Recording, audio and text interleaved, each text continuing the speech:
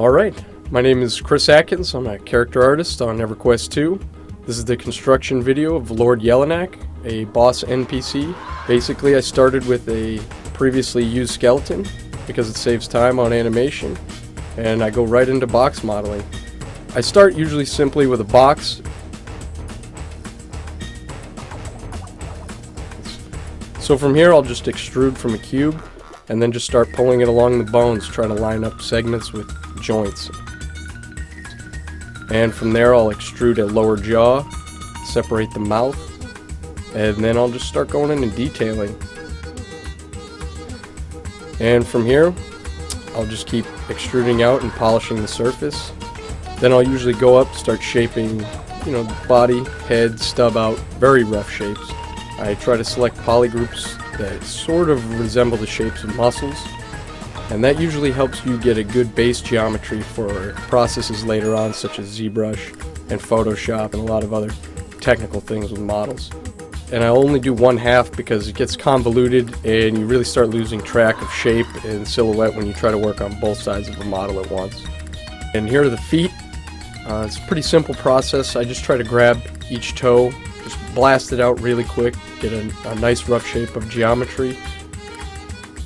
The wings are sort of a fun process. You basically get to pull out extra arm and play with the proportions a lot more, and then you draw out the fingers.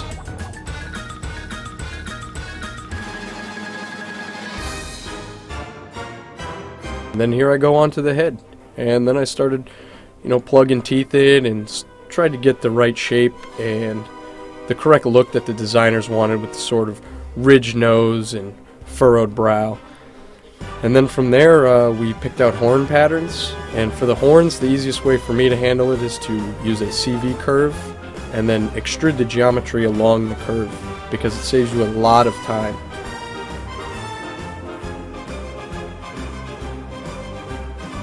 For the actual wing membrane, I like to use the custom polygon tool. Alright, and then we get right into Zbrush. From the model, you come into Zbrush and you usually end up subdividing your few thousand poly mesh into 1.2 to 2 million polygons. And Zbrush allows you to just sort of paint in a more natural form. It brings you back to sculpting, and it's a lot more rewarding, and you feel a lot more like an artist than when you're just dragging little vertice points around. So here I just start going in and I get right into muscle detail.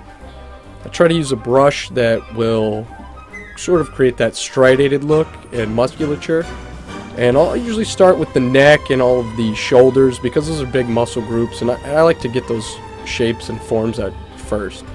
I usually go to the head last, or I'll jump around, but I like to get the body all set because the head's such an important feature that you want to spend the most amount of time on it at the end that you can.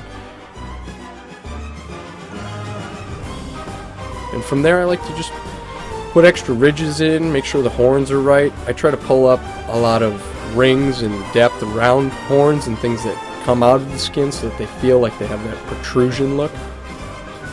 And other than that, this is easily the most rewarding part of modeling. You get to see it right away, and it's just a really great process for an artist. And right after Zbrush, we go directly into the UV editing part of this. UVs are basically the pelt version of your 3D model. You need to take all of those polygons and lay them out on a 2D sheet in order to paint on your actual 3D object. So I use this program called Hedis, which you can see here. Really speeds up the process. Basically you can hold down one key, and where I used to have to manually unwrap every one of these points, throw a checkerboard texture on it, and try to guess and see how even my UVs were distributed, this program Hedis allows you to quickly and easily visually see how much space your UVs have. Green is very good, blue is too much space, and red is not enough. So anywhere you have blue, you're going to get big time smearing, and wherever there's red, you're going to get a lot of pinching. So basically you're just trying to average everything the whole time. Now that the UVs are laid out, I go back into Zbrush and I'll start laying out the base color. It's a pretty simple process. You turn off inflation in ZBrush, and you turn on RGB mode, and then you can just paint colors on as you need. As you can see, this dragon is sort of taking on an orange reddish hue. The interesting thing is I don't follow directions very well. It's supposed to be white. But in the end we ended up getting back to that. So here you'll see that I go into Zbrush, and now I'm back into the white version where I start painting in the proper colors, which are a lot of blues and lighter hues. From here I'll make a few brushes, and we'll start laying dirt and other grime layers to sort of break up the flat color, you know, of wings and the body texture. I'll also usually make a few brushes for scales and other things that sort of help give it variation and bring a little life to it. And they're things that I photo sample because it's really hard to paint in some of those details, and when you're trying to save on time as well, it's a lot easier to photo sample things and sort of mix that with your general painterly style.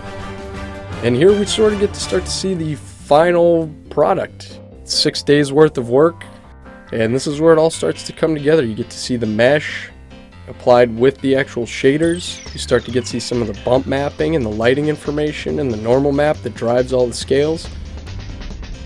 And then finally you get to see her in game. And that's pretty much the process. I'm Chris Atkins. I really enjoyed making this model. I hope you enjoyed watching it as well. I hope you get to enjoy slaying these creatures in the future, and I look forward to making more creatures for you. Sony.